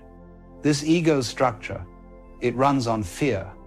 Fear of not being enough, fear of being rejected, fear of being wrong, fear of death, fear of meaninglessness. And all of its behaviors, all of its strategies, they're attempts to manage these fears. When you argue with someone, when you try to convince them you're right, that's ego trying to secure itself by being superior. When you can't stand being alone, that's ego afraid of losing its sense of identity which it maintains through relationship and reflection from others. When you fall for manipulation or get drawn into drama, that's ego reacting to perceived threats or opportunities. But here's the beautiful thing. You're not your ego. You never were. The ego is something that happens in you, like clouds happening in the sky. The sky doesn't become the clouds, and you don't become your thoughts and fears and identifications. You're the awareness in which all of this arises. You're the space, the presence, the consciousness that's aware of the ego doing its thing. And when you recognize this, when you shift your identification from the content of consciousness to consciousness itself, the whole game changes. Suddenly you can watch the ego doing its dance without being the dance. You can see the fear arising without becoming the fear. You can notice the desire to convince someone or defend yourself or avoid aloneness without having to act on those impulses. There's a space between the arising and the response, and in that space, you're free. Free to choose whether to engage or not. Free to act from wisdom rather than reaction. Free to be who you actually are rather than who the ego thinks you need to be. This is what people mean when they talk about awakening or enlightenment or liberation, though those words have gotten so loaded with spiritual baggage that they're almost useless now. It's simply waking up from the trance of identification with the small self, realizing that you're not the character in the story. You're the awareness in which the story appears. And once you know this, once it's not just a concept but a lived reality, these three signs we've been talking about aren't something you cultivate or practice. They're just what naturally happens. You become immune to nonsense because you're not identified with the part of you that nonsense hooks into. The ego is what takes things personally, what gets offended, what needs to prove itself. When you're resting as awareness itself, these hooks have nothing to grab onto. Someone tries to manipulate you and you just see it clearly. Not with judgment, because judgment is also an ego activity, but with simple recognition. Oh, there's fear operating. There's insecurity trying to control. There's pain lashing out. And you can respond with compassion rather than reaction. Or sometimes you can simply not respond at all because you're not compelled to engage with every provocation. You lose interest in convincing anyone of anything because you're not getting your sense of worth from being right anymore. The ego needs to be right because being right means being safe, being validated, being superior. But awareness doesn't need any of that. Awareness is already complete. It doesn't need agreement or approval. So you can hold your truth lightly. You can share it when appropriate without needing others to accept it. You can even be wrong without it threatening your fundamental sense of okayness. Because you're not your positions or your beliefs. You're the space in which positions and beliefs appear. And you become comfortable being alone because you've discovered that you're never actually alone. Not in some religious sense of God being with you, though if that framework works for you, fine. But in a more direct sense, when you're resting as awareness, there's no separation. The whole notion of being alone implies a separate entity that could be isolated from everything else. But when you see that you're not a separate entity, when you recognize that awareness has no boundaries, that it's the very fabric of experience itself, the question of being alone becomes meaningless. You're always intimately connected with everything that's arising because you're the space in which it's arising. Now, I want to address something important here. None of this means you become perfect, or that all your problems disappear, or that you never feel difficult emotions, or that you float around in some blissed out state all the time. The ego doesn't vanish. The personality continues. The human experience, with all its challenges and frustrations and complications, continues. What changes is your relationship to all of it. You still have preferences. You still want certain things and not others. You still have work to do and bills to pay and relationships to navigate, but there's less suffering in it. Because suffering is what happens when the ego is fighting with reality. When you accept what is, not as a practice or an effort, but as a natural recognition of the way things are, the struggle dissolves. You can still work to change things, to improve things, to move toward what you prefer, but you're doing it from a place of flow rather than resistance. And here's something else. These three signs, they might make you seem strange to others, but they also make you incredibly effective in the world, because you're not wasting energy on nonsense. You're not exhausting yourself trying to control what you can't control. You're not draining yourself with the constant need for external validation. All that energy that most people spend on ego maintenance, on defending and proving and positioning themselves, you have available for actual creative engagement with life. You can focus on what actually matters without getting distracted by drama. You can see situations clearly without the distortion of fear and desire. You can respond to challenges with flexibility and wisdom rather than with rigid patterns.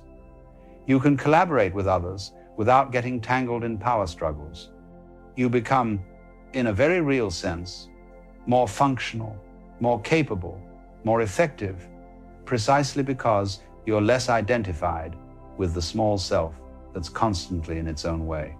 But you also become more compassionate, because when you see through the ego's game in yourself, you naturally see through it in others. And when someone is caught in drama or manipulation or fear-based behavior, you don't judge them for it.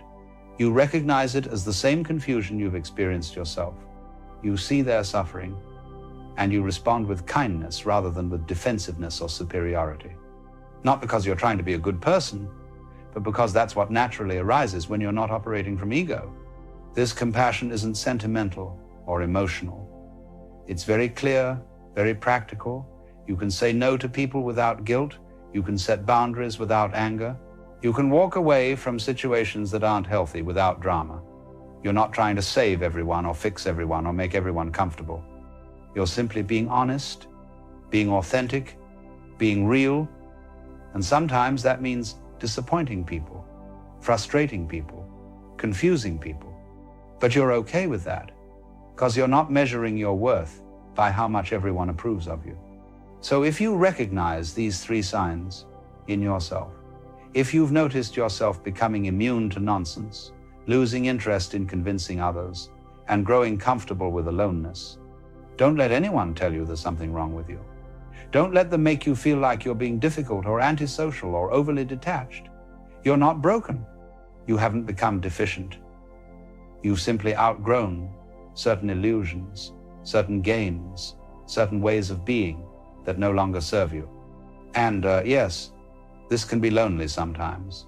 Not in the sense we talked about earlier, but in the sense that fewer people understand where you're coming from. Fewer people operate at the same level of clarity. You might find that old friendships fall away, that family members don't know what to make of you, that you no longer fit into the social circles you once belonged to. This is natural. This is part of the process. You're not abandoning people. You're just no longer able to pretend, no longer willing to participate in dynamics that you've seen through. But here's the good news. As some connections fall away, new ones form. You start to attract people who are also operating from this place of greater clarity. Not because you're seeking them out, but because like recognizes like there's a resonance, a recognition, an ease of connection that doesn't require all the usual social performance. You can be real with each other. You can be simple with each other. You can be present with each other without all the games and pretenses and ego dancing. And in those connections, there's a quality of intimacy that's actually quite rare, because true intimacy requires the absence of ego, or at least the ability to see through ego. When two people meet beyond their egos, when they connect as awareness to awareness, as presence to presence, something beautiful happens. There's a mutual recognition, a sense of coming home, a relief of finally being seen and met as what you actually are, rather than as the character you're usually playing. This is what's possible when you embody these three signs. Not isolation, but real connection. Not coldness, but genuine warmth. Not indifference, but profound care. It just doesn't look like what most people think it should look like. It's quieter, simpler, less dramatic, but it's more real. And once you've tasted that reality, once you've lived from that place, even briefly, you can't really go back. The old ways of being, they still happen, sometimes out of habit, but you see them for what they are. And gradually, naturally, without force or effort, you spend more time resting as what you actually are and less time caught up in what you thought you were. So let these three signs be confirmation for you. You're not going crazy. You're actually becoming sane. You're not losing yourself. You're finding yourself. You're not missing out on life. You're finally showing up for it. And the more you trust this process, the more you allow it to unfold naturally without trying to manage it or control it, the more you'll discover that what you've been seeking all along was never out there in the first place. It's been here, always here, patiently waiting for you to stop looking elsewhere and simply rest in what is. It is rather peculiar how most conversations begin. Someone says, "Hi, how are you?" And without much thought, the other replies, "I'm fine, how are you?" The words slip out like coins from a machine. They keep the gears of social ritual turning, but they rarely touch the depth of what it means to truly meet another human being. Now, there is nothing wrong with politeness. Ritual has its place. But when every meeting begins with phrases emptied of life, we find ourselves living among shadows. Words pass back and forth, but the connection is missing. The one speaking is not really there, and the one hearing is not really touched. And so, surrounded by people, we remain alone. You see, words are not merely sounds. They are carriers of presence. And when they are spoken without presence, they become like husks, shells without fruit. To meet another being only through such husks is to miss the very thing you were longing for, the spark of life that leaps between two souls when they are awake to each other. Think of how music works. A musician may play the correct notes in the correct order with mechanical precision. But if there is no feeling, no breath, no willingness to risk, then what is played is only sound, not music. Another musician, perhaps less skilled, may sit at the same instrument and with a kind of playful freshness, touch the keys in a way that makes the whole room vibrate with life. The difference is not in the notes, but in the presence. So it is with speech. To open your mouth and speak automatically, repeating phrases you have said 1,000 times before, is like the lifeless musician striking notes without hearing them. To speak with presence, however, even with the simplest words, is like allowing music to arise in the space between you. It is felt instantly. Others may not know why, but they will remember you. The ordinary greeting, "Hi, how are you?" is not a sin, but it is often a disguise. It pretends to be connection when, in truth, it is absence. How many times has someone asked you this question, and you began to answer sincerely, only to notice their eyes already wandering elsewhere? In that moment, the words are revealed for what they are, not a request for truth, but a reflex, a habit. But imagine something else. Imagine meeting someone who does not hide behind the ritual, who is there with you in silence for a moment before the first word appears. Imagine they notice the look in your eye, or the way the sunlight touches your shoulder, and they begin there. Suddenly, you feel it, this person is awake. They are not running on autopilot. They are alive. It is not cleverness that draws us to such people. It is not charm in the shallow sense. It is presence. When someone speaks from presence, even the smallest word carries the weight of reality. It is alive, and because it is alive, it awakens life in us. Most people believe attraction is about tricks and techniques, the right line, the perfect image, the calculated move. But all of that is surface. What truly attracts is aliveness. To be awake in the midst of a world half asleep is magnetic. You need not try to impress. The very fact of being present is enough. Consider how we so often confuse the menu with the meal. A menu is useful. It points to the food. But no one in their right mind would sit at a table and attempt to eat the menu itself. And yet, in conversation, this is what happens when words are used without presence. How are you becomes like reading roast duck with orange sauce aloud without ever tasting it. So when I say, never say, "Hi, how are you?" I do not mean it as a literal command. I mean, do not use words as a substitute for presence. Do not let them become empty gestures that hide the fact that you are not truly there. To meet another person is an event so extraordinary that no formula could ever contain it. For here is the truth. Each meeting, no matter how ordinary, is unique. This moment, with this person, has never been before and will never be again. To greet someone mechanically is to treat the moment as if it were just another repetition. But to greet them with awareness is to honor its unrepeatable nature. And people feel that honor. They are touched by it, even if they cannot explain why. Words can be doors, or they can be walls. They can open into connection, or they can reinforce the sense of separation. It is not the dictionary definition that makes the difference, but the presence of the one who speaks. So if you wish to be felt, to be remembered, to draw others near, do not begin with autopilot phrases. Begin with life. Let even the smallest words be spoken as though for the first time. Let them carry the freshness of this moment, the only moment there is. And then, whether you speak 4 words or 40, it will not matter. What will matter is that you are here. And when you are here, the other cannot help but feel it. For the most irresistible quality in the world is simply to be awake. What, then, are these 4 words that can change the way you are received, the way you are remembered, the way another responds to you? They are not magical in themselves.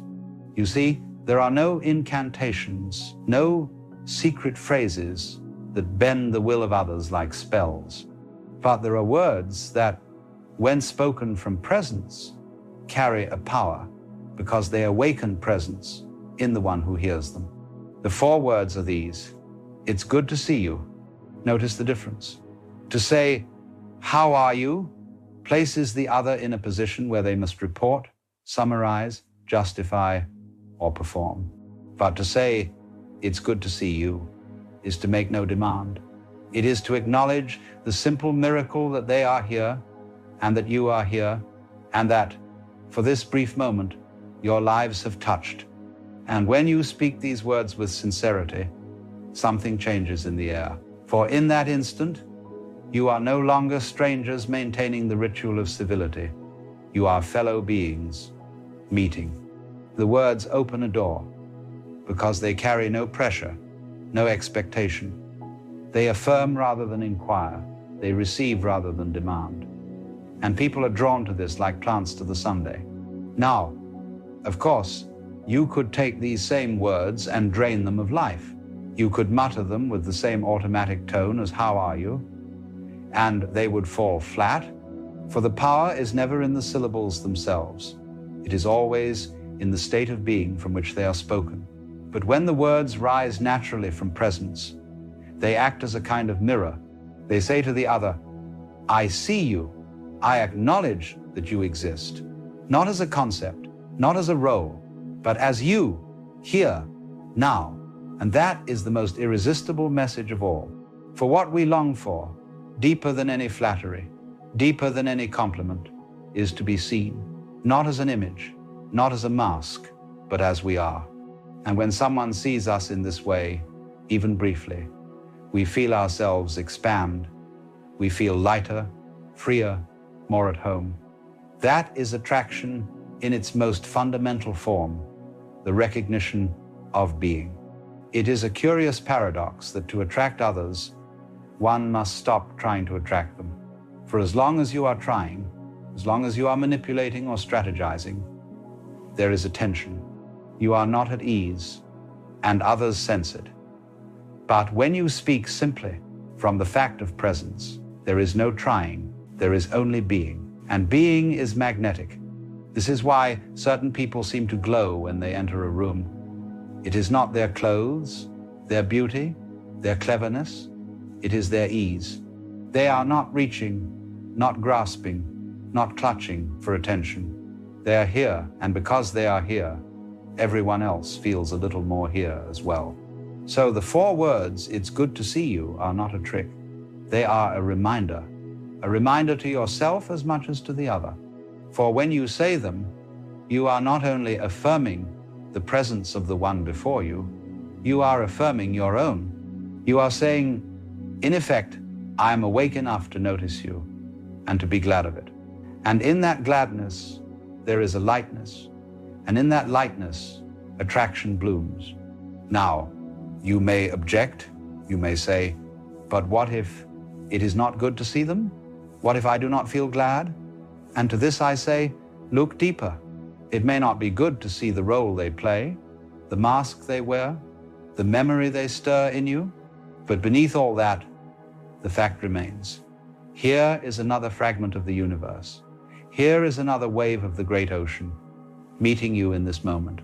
And in that meeting, there is always something to be glad of, even if it is only the fact that you both exist side by side for a flicker of time. For consider how astonishing it is that anyone exists at all. That you exist, that I exist, that consciousness has taken form as this particular pattern, this particular face, this particular voice. When you see it in this way, every meeting is miraculous. To acknowledge it is not flattery, but truth. And so you begin to notice that the words you speak are less about communication in the conventional sense and more about recognition.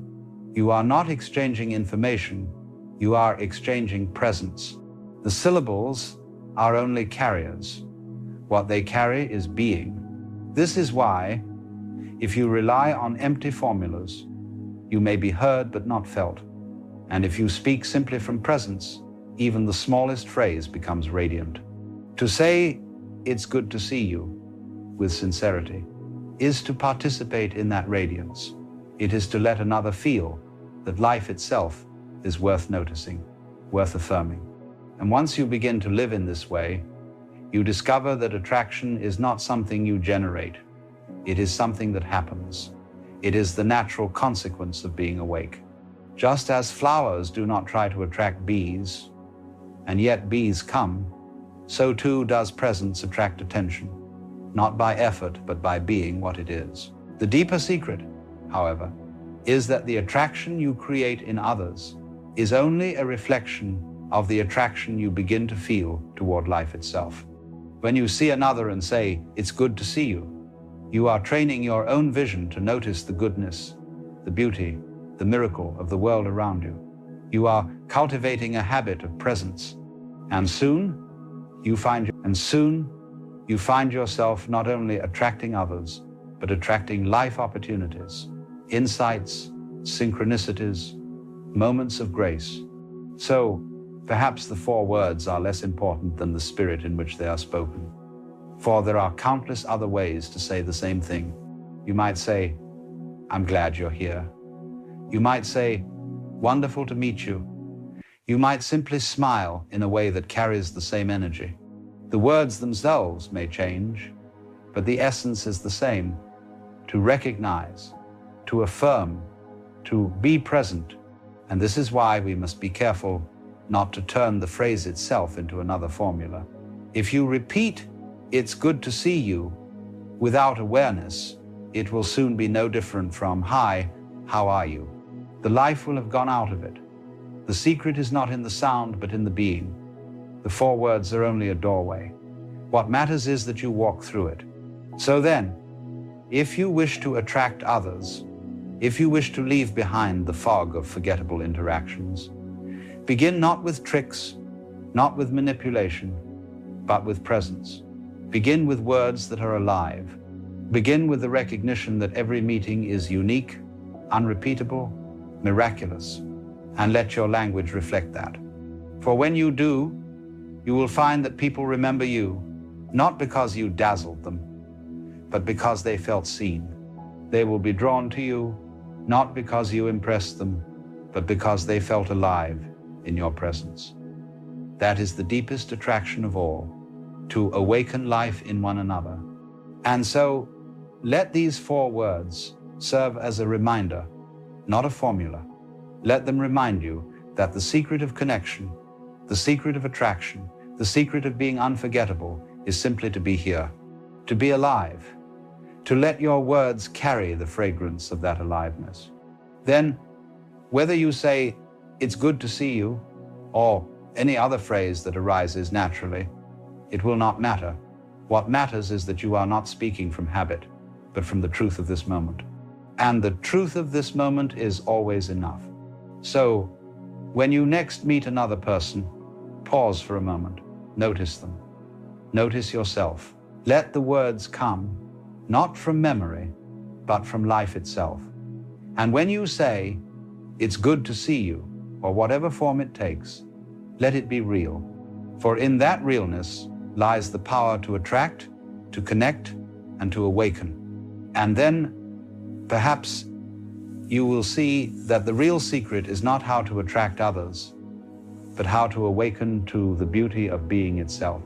For when you are awake to that, attraction follows naturally, as light draws the eye, as music draws the ear, as love draws the heart.